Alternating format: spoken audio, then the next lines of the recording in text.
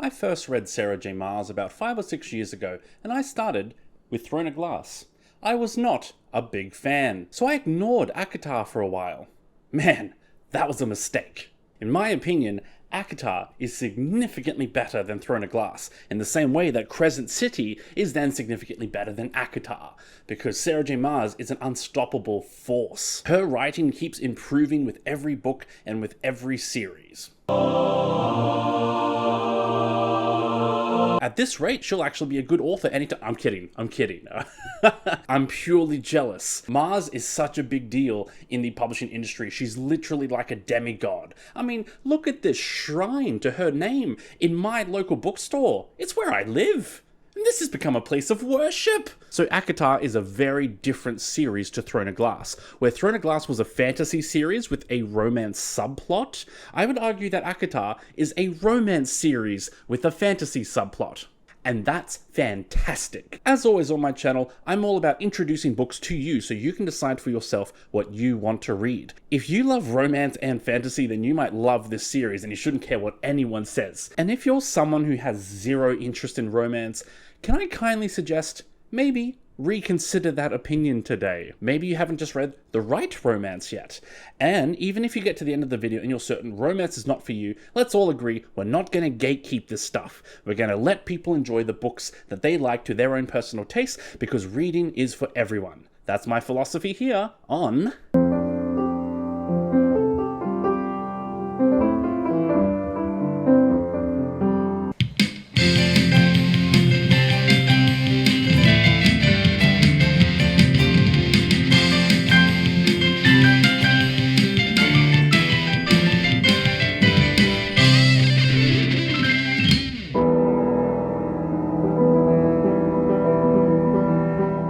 Feyre's family is living through some very hard times, so she has barely kept them alive by teaching herself how to hunt. Now she collects food from the forests that run along this huge magical wall that separates the human lands from the realm of Prithia, the land of the Fey.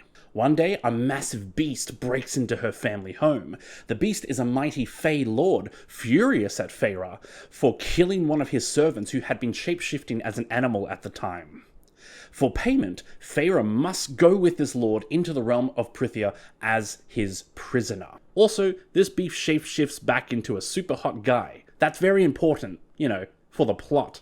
The whole prisoner thing turns out to be actually not so bad. The land of the Fey is a virtual paradise. Except this paradise is under a curse. Every Fey has a mask bound to their face that they can't take off. All of their magic has been stripped and sealed away, and none of them are capable of explaining out loud why this is. So Feyre must uncover the mystery behind this curse if she is to save the place that might just become her new home, and save the High Lord who might just become the man she loves. Aww. So book 1 is A Court of Thorn and Roses, where we get the ACOTAR name from, if you didn't know. Book 1 starts as a classic retelling of the old fairy tale / Disney movie, Beauty and the Beast. So there's a castle under a curse, a guy kidnaps a woman, Stockholm Syndrome, and they fall in love, right? In fact, you know what? Let's immediately do an aside.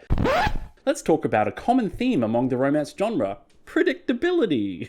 So here's the thing, almost every romance has a certain amount of predictability to it, and contrary to popular opinion, it is totally okay for a story to be predictable if that's what it's going for. So there's this weird insecurity that's shown up among writers lately, that if people guess your ending, somehow it means it's a bad ending. And that's how writers end their stories in the most bizarre way, as if to win some sort of imagined intellectual challenge against their audience. But sometimes you want your audience to predict the story. It's the principle of Chekhov's gun. So if you see a gun on the wall in Act 1, it must be fired in Act 3. Similarly, in romance, if two people have a very heated first exchange, you know they're definitely going to fall in love later. I don't make the rules. It's totally valid and it's the same principle. Anyway, back to the plot. So Feyre gets straight up kidnapped by that super hot guy called Tamlin, the Fey Lord. But it's okay because she technically murdered one of his men, and also it's okay because he's super hot. Remember kids, you can kidnap anyone you like as long as you're super hot. Yet as the two grow closer together, Feyre keeps hearing about this mysterious she, that everyone speaks of in fear, the she who placed the curse on all of Prithia. Feyre also meets Rhysand, the most powerful High Lord in all of Prithia, and he is literally the right-hand man to this mysterious evil figure we keep hearing about. He's beautiful and cruel, and yet Rhys is a lot more than what he appears to be. Of course, book 1 is actually pretty short and sharp. It's a very small book, very succinct and to the point. It's very well paced, and like all good first books in a trilogy, it is very self-contained. Meanwhile, books 2 and 3 introduce several new plot lines to continue the series, and they completely move away from that fairy tale origin point of book 1. They do tell a unique story from that point onwards. They introduce new plots, so that evil cursing witch from book 1 was only the right-hand man to the evil king of Highburn, who is about to invade with his armies of evil fae. So books 2 and 3 are less curses and more armies. Also, Feyre starts to think maybe that guy who kidnapped me away from my family against my will and now controls my every movement may not be the nicest guy.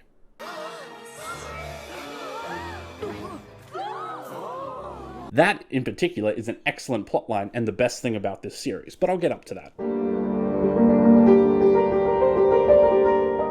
So ACOTAR is a first-person mode view from the perspective of Feyre, and as a leading woman, Feyre is fantastic. She's actually nothing at all like Selena from Throne of Glass, Selena who was angry all the time. Selena is much more emotionally balanced. Feyre is a complex and versatile character with a good range of emotions, which are really intriguing. She can be sweet and loving when she needs to be, and she can fight tooth and nail without holding back as well when she needs to be. And perhaps best of all, she's capable of making some of the really tough decisions in the series in almost impossible circumstances. Through the course of the story, she does suffer some traumatic stuff and ends up having depression and PTSD, but even then she handles it and responds to it in pretty emotionally healthy ways as well. So she's a very mature character in that sense. So she is a morally good character, but she's far from morally simple as well. Feyre is definitely not a one-note character. Tamlin is the Fey Lord who kidnaps her. So he's a character with surprising, let's say, depth. See, he's all serious and stoic most of the time, yet all of his actions appear to be caring for the people he loves. He appears to have great love and gentleness behind that stoic facade. But, well, it reminds me of that quote by Martin Luther King Jr., which I paraphrase: "The way to measure a man is to see where he stands, not in times of comfort, but in times of controversy." Or perhaps the Joker said it better: "In their last moments, people show you who they really are." You know, in hindsight, I'm not sure how I feel about quoting Martin Luther King next to the Joker, but the point stands. When Tamlin is pushed to his limit, he starts becoming a very different person. We see a side to him that hints at desperate insecurity, a need for control, and almost parts of him that are, quite frankly, frightening. On the other hand, when we meet Rhysand, he is literally working for the enemy. But pretty soon, he starts helping Feyre in small ways, and then in some pretty big ways too. His role in the first half of the trilogy is this great chaotic neutral character, this very charming and untrustworthy person who is almost immediately likable. Or maybe I just have a thing for bad boys. That's very possible. So Rhys is constantly charming and sassy, but he almost never shows his true thoughts and feelings. It's almost as if everything he is an act. Maybe he's not all that bad. So those three characters are the focus of the series, so Feyre, Tamlin, and Rhysand. And they each have enough complexity and depth to make them very engaging and make them feel lifelike. The side characters, on the other hand, are... I'm probably going to get a bit of hate for this, but they all kind of blur into one. So that main character, Feyre, has two sisters, Elaine and Nesta. Elaine is sad, Nesta is angry. That's it. Tamlin has a right-hand man, Lucien. Lucien is unsure of himself. That's it. Then Rhysand has an inner circle, Cassian and Morrigan, and then Azriel and Armin. The first two are sassy, the second two are dark and mysterious. That's it. Now, these side characters really are extremely important to the fans. In fact, everyone talks about who their favorite is. It's such a big deal. And the whole reason why the series is continuing and A Court of Silver Flames is written was because fans were crying out for more of these side characters to get more screen time. Yet this kind of baffles me because all the side characters are so similar. They all have a tragic backstory that is just told to us, the reader, in a big exposition dump. They all have some super magic that is completely mysterious and vague as hell. And they're all super horny and trying to date each other in some sort of romance orgy. Can I say that? Now, one-note characters are pretty common in romance and in any genre for that matter, and for two reasons. First of all, one-note characters are very easy to write and very easy to read, so it doesn't require much work on anyone's behalf to get them in there. The second is that they are very easy to sympathize with. The classic example of that is Harry Potter. The man himself is an almost nothing of a character because we are all Harry Potter when we read that series. Still, you may deeply relate to these side characters and get really invested into cheering for them, or you may be more like me and just kind of think, who cares, who cares, who cares? Now I want to have a fun chat about the romance genre itself. Now I personally do not read much romance, but my wife does. In fact, here's a shot of our lounge room and our bookcases. So the 3 bookcases on the right here are mine, and the 3 on the left over here are hers. Or should I say 50% of her bookcase holds my books anyway, because I'm greedy like that? I read fantasy and sci-fi, and Kit reads romance. So I have a huge respect for the genre because I'm constantly hearing about it. I'm joking. In fact, I'm the one who talks so obsessively about my fantasy and sci-fi books that I've driven Kit crazy, and now I've had to start a YouTube channel just so I have someone to talk about it with.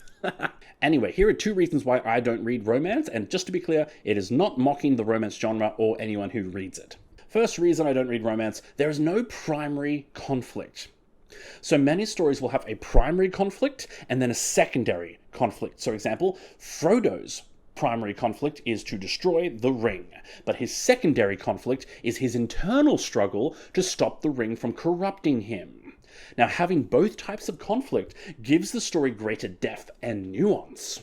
It's especially brilliant when Frodo loses the secondary conflict of the internal struggle at just the wrong moment, so it interrupts the primary conflict. It's just, excellent writing. Romance, on the other hand, most of the time only has the one conflict, and that is the relationship and the relationship tension. That's a conflict that in most other genres gets delegated to a secondary background thing, but in romance it's at the forefront and there's nothing else to add depth to it. Now, some romance novels will have a pseudo greater conflict. So imagine a story where an evil corporation is trying to buy a family farm. So the rich young city girl has to leave her big job to go save her family farm. But no one really cares about that greater conflict. What they really care about is the super cute, stable guy who works on the farm, who's grumpy to everyone, but cares for the horses. Yeah? I would totally read that. I know, sweetie. In stories like this, the primary conflict really doesn't matter at all. It's just an excuse to get to the secondary romance plots. Now, I may not read romance for this reason, but that's the reason why a lot of people love romance, because there's no bigger conflict. The story is not stressful. It's purely light and fluffy. It feels safe. Therefore, it's perfect reading to just escape.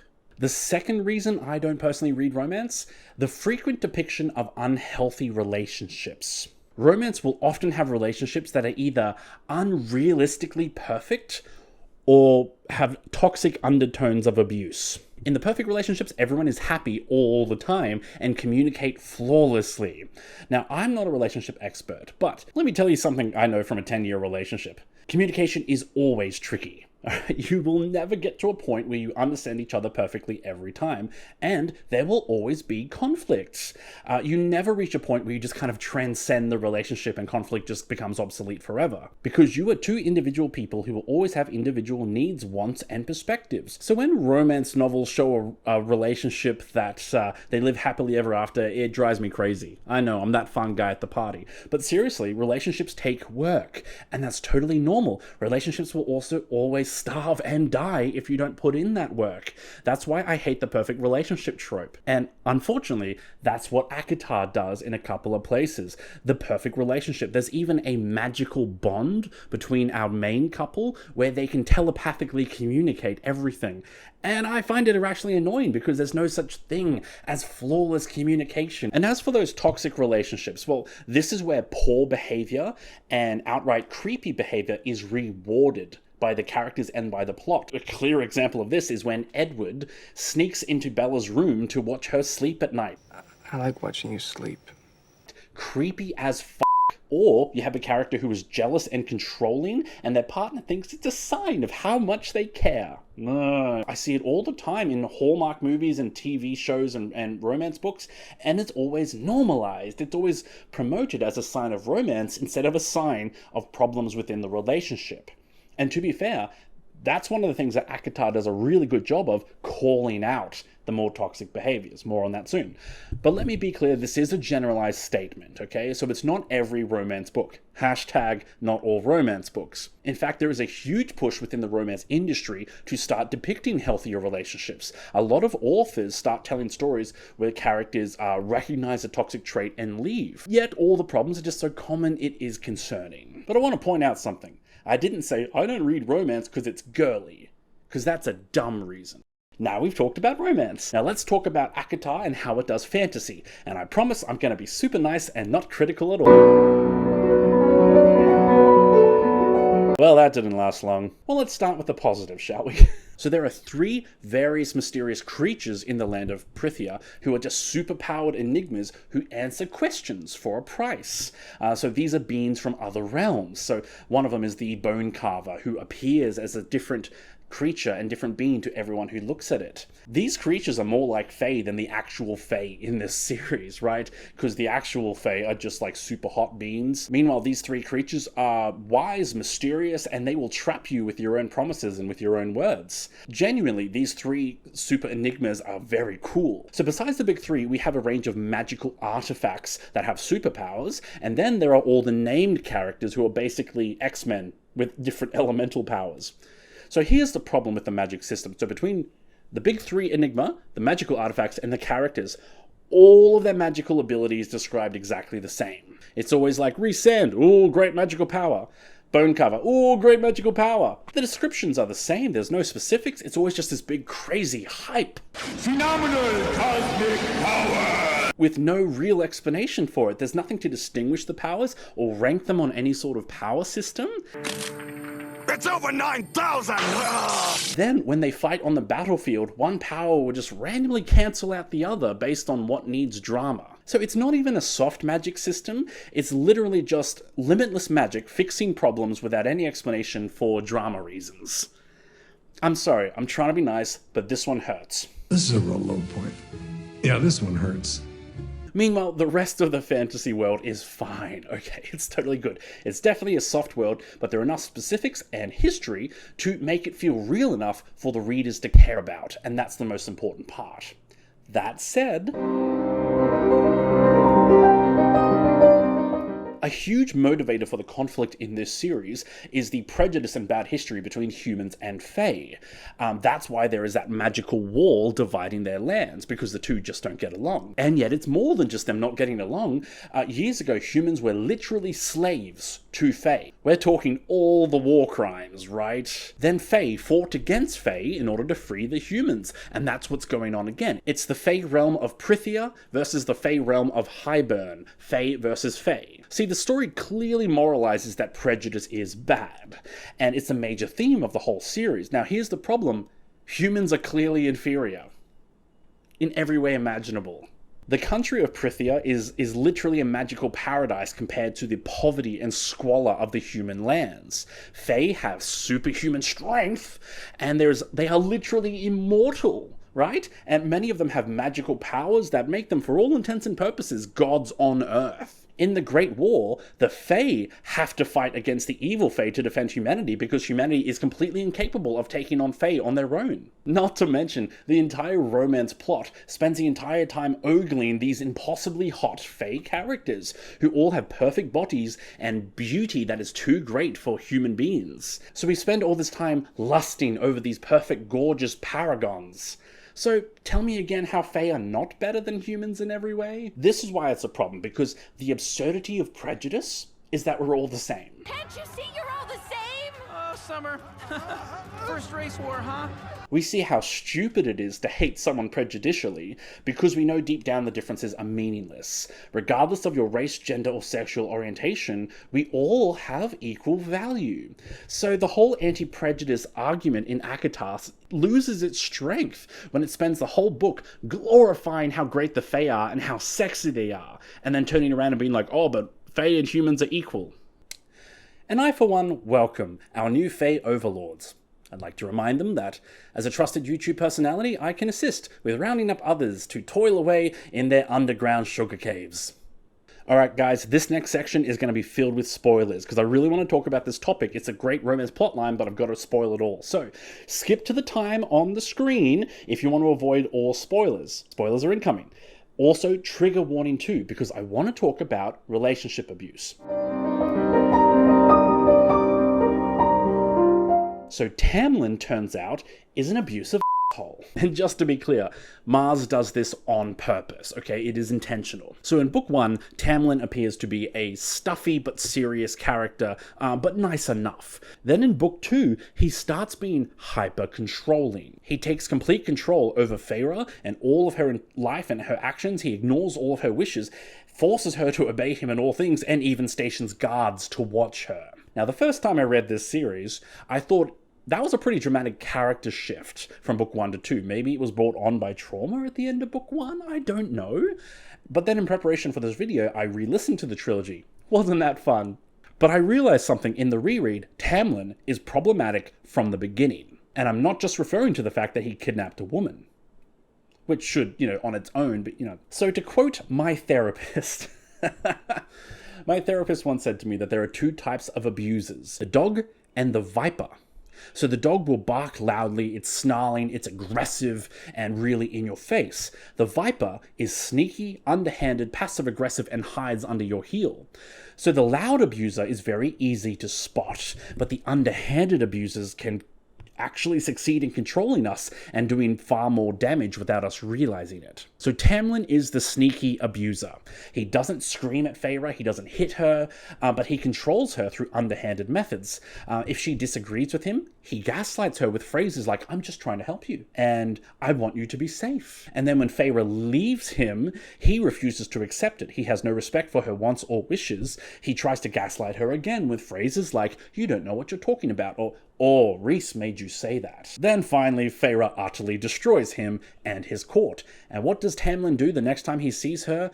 Well, classic behavior by abusive men. He starts slut-shaming. Sorry, that is a nasty term, but that is what we call it. As soon as this guy doesn't get his way, he goes all full degrading talk. So it gets real nasty, and all of this is genuinely brilliant writing by Sarah J. Maas. It's literally one of my favorite things she's ever done, because writing a story that teaches people how to spot signs of an abuser is genuinely just a public service. I cannot imagine how many people have been helped by reading this series. But I consider this still only a mostly good depiction of an abusive relationship. And where does it go wrong? Well, in my opinion, right, I take issue with the ending.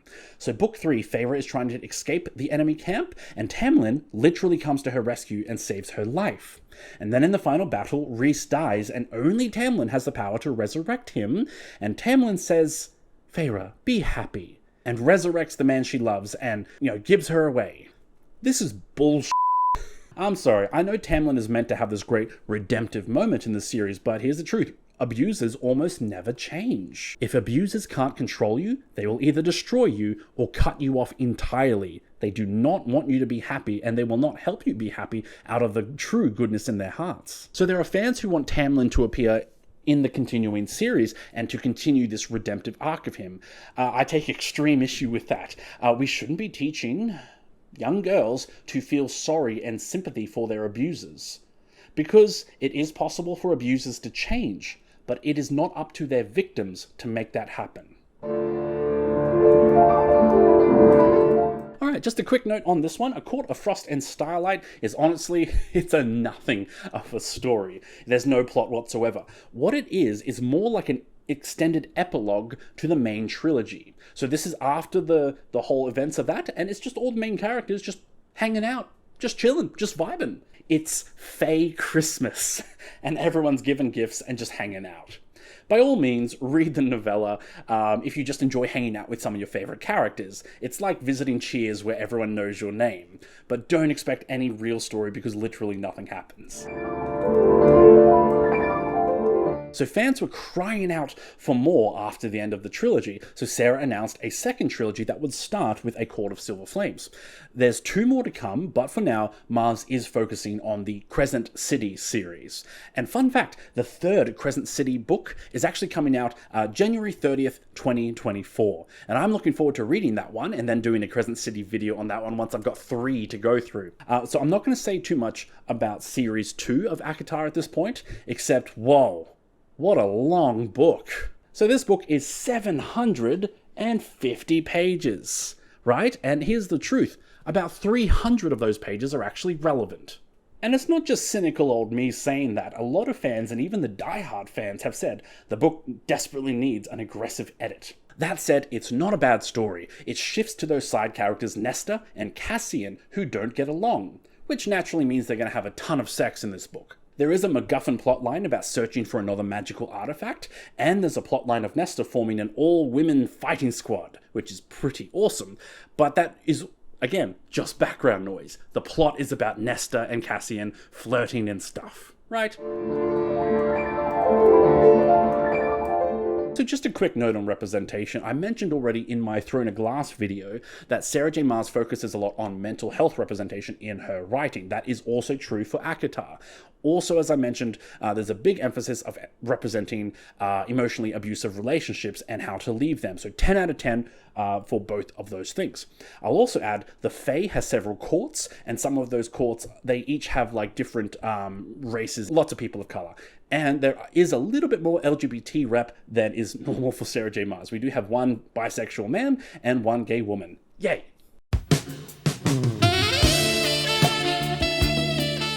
Okay, this series has a reputation for smut. It is considered in some ways a sexual or erotic series, but it really shouldn't be. Here's a bit of fun history. So Sarah J. Maas published the first 3 Throne of Glass books before she started the ACOTAR series. So by this stage, everyone thought of Sarah J. Maas as a young adult writer, because Throne of Glass is a young adult series. Except ACOTAR was always intended to be an adult series. Maas openly said that from the start. But because the publishing industry is stupid and marketing is weird, they released ACOTAR as a young adult series anyway. So when people found sex scenes in a young adult series, they're all shocked. And then that shock led to hype for the series. In popular conscience, it's now considered a smut series. This was never Maas's intention. Did we do something wrong? Yes! Now yes, there is sex in this series. There's about 2 or 3 sex scenes per book. But that's also a pretty small percentage of the actual book. Like, what's going on the other 90% of the time? Clearly the sex stuff is kind of overhyped. But here's the kind of funny bit. So for Court of Silver Flames, there is a significant step up in the graphicness of the sex scenes. Honestly, when I was reading it, I was thinking, now this is more like it. Now this is pod racing. Seriously, this one has a ton more sex scenes that are more explicit and graphic, and therefore, if you're into that, it's probably much more enjoyable. But I really respect Maas for making the choice, and just being like, well, you know what, it's got a reputation for smut, let's just lean into that and go full speed. So how much should you try? Well, Book 1, ACOTAR, is a very good starting point. It's good right away, you get a clear sense of the series style and the quality from the beginning.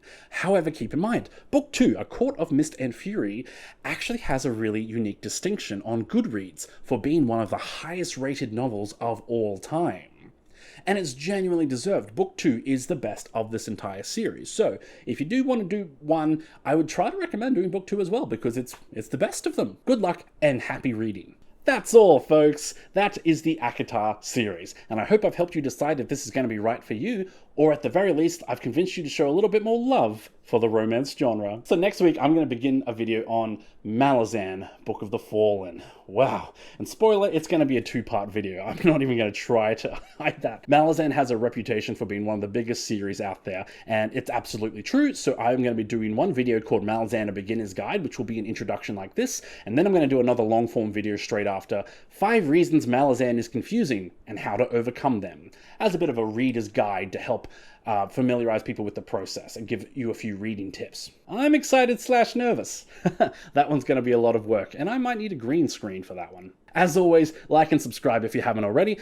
Please consider sharing this video or checking out our shop, Rainbow Space Unicorn, for all fun magical accessories. Or please consider supporting Kit's new Kickstarter that is going up this week for fairy tale handbags. I'll see you next time, everybody. I love you all, and I hope you enjoy a wonderful book today. Bye. Do you want to do it over the top one? Yeah. Okay, good. I would totally read that.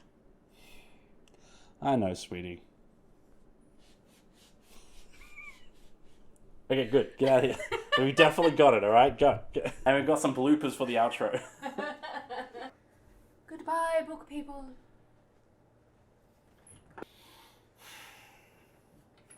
Thank you.